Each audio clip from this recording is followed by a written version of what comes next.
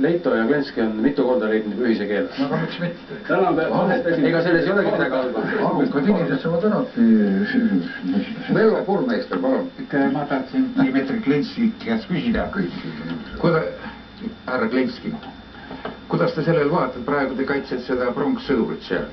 Kuidas te sellel vaatate, kui me püstitleme selle vastu langenud metsavende tausamba? Kas te olete sellega nõus? See ongi konflikti tekitamine. Mis peaks konflikti? Tõde, inimene vaatab seda... Tõde, teeme ilusa ausamba.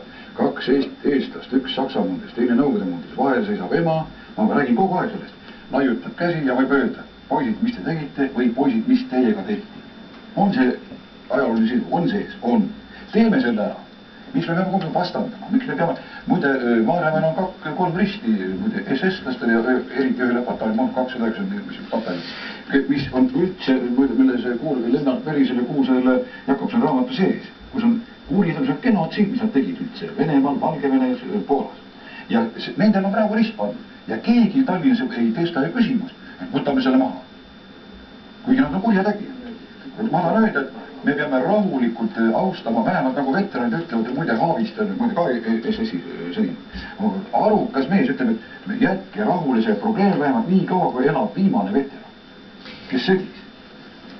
See, vabandega ka, mina mäletan kõigepealt seda aega. Ükski sakslane ei tulnud relvaga ähvardama, aga venelased panid see... Ükski, kuidas te võite väita seda? Ei küll lasknud mitte ükski sakslane lasnud inimest maha. Seltskond on väga hirmukas rääkima pronkssõdurist. Ja teeme nii, et me ei korralda siin pronkssõduri ümarlauda siiski, et on ka teisi küsimusi, aga Kalev Kodu, teie arvamus sellest pronkssõduri temaatikast ja võimalikust konfliktist?